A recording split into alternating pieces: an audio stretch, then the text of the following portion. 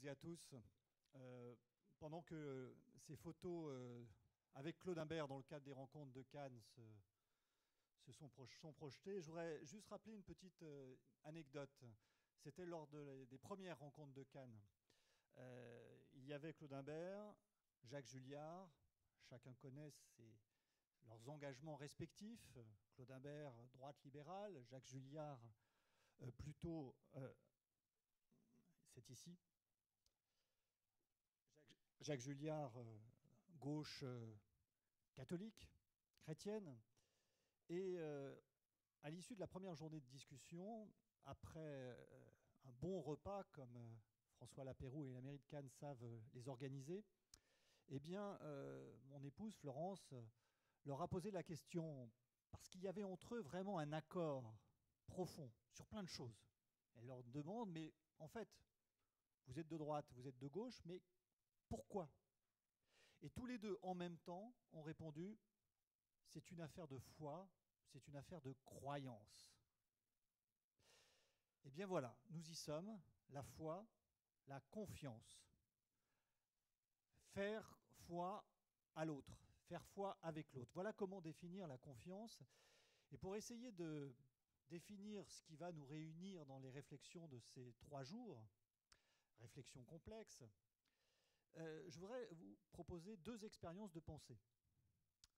La première, imaginons, je ne le souhaite évidemment pas, mais qu'un tremblement de terre ait lieu qui bloque irrémédiablement les portes de cette salle et que, alors que nous avons prévu d'être là pendant, disons, 2 heures, 3 heures, eh bien, nous soyons tous bloqués.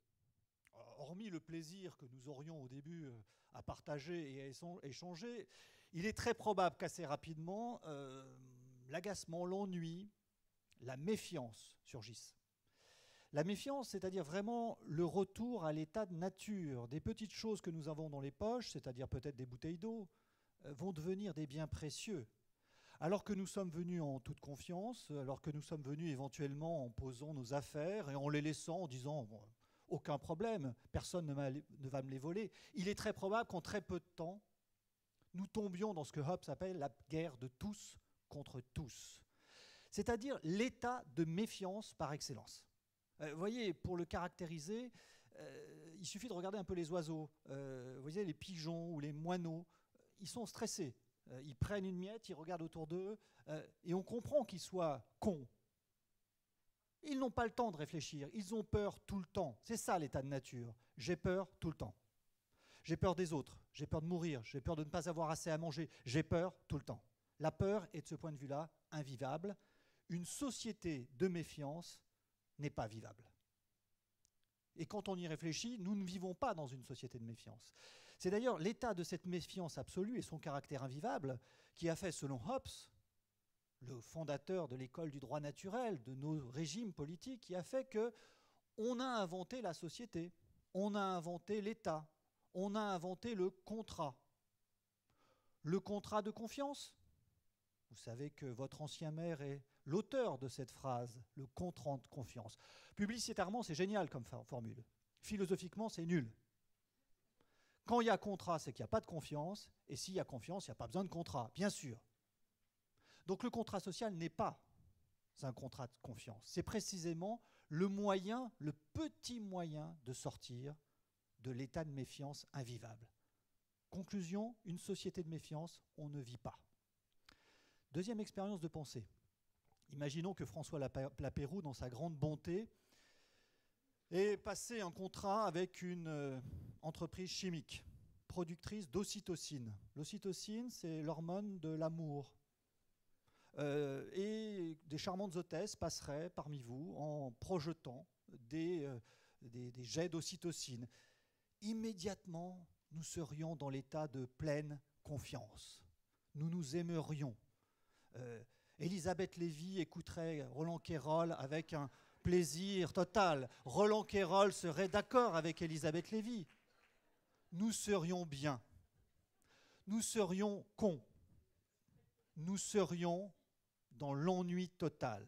Nous ne serions pas dans les rencontres de Cannes, mais dans les rencontres du 3e trip.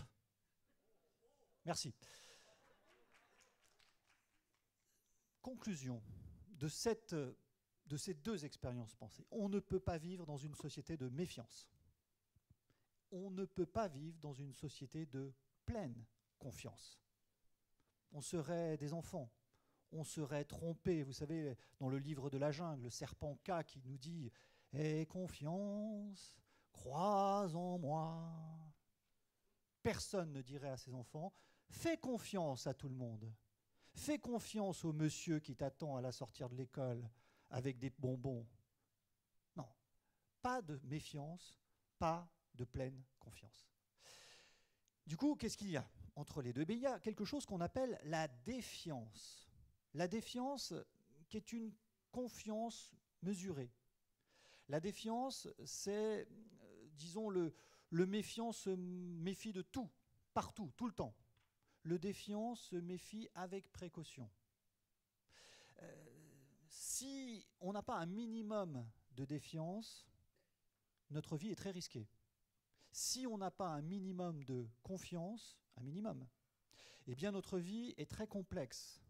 Imaginez qu'on fasse du matin au soir qu'on soit dans un état de vérification totale, qu'avant de s'asseoir sur ces fauteuils, on vérifie s'ils sont solides.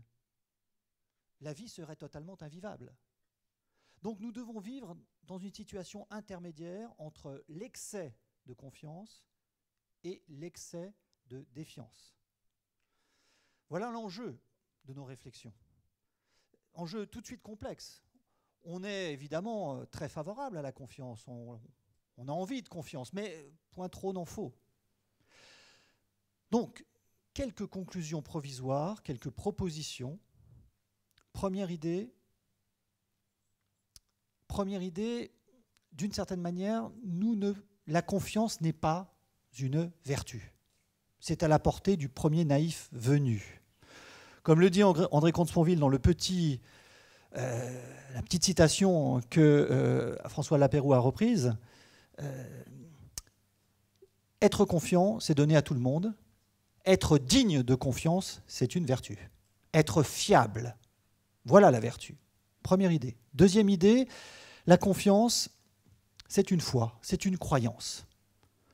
C'est une croyance et on peut croire en soi, déjà. On peut croire envers les autres. On peut croire en Dieu, on peut croire en l'État. On peut avoir foi dans le futur. Mais point trop n'en faut. Et le grand défi de nos sociétés désenchantées sans religion, eh bien le grand défi, c'est précisément de croire sans sacré, sans religion. On pourrait dire que la confiance est ce qui reste de la religion quand Dieu est mort. Voilà, la foi en quelque chose, en quoi? Mais une foi qui ne tombe pas du ciel. Troisième défi, c'est qu'il faut effectivement trouver le bon équilibre, le juste équilibre entre un excès de confiance et un excès de défiance.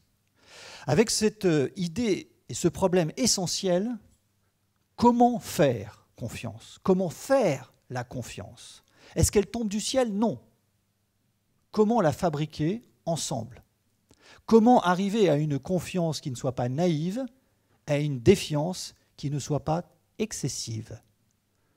Vous avez noté le sujet? Vous avez 3 jours. Je ramasse les copies dimanche soir. Personne ne sort de cette salle avant qu'on ait trouvé la solution.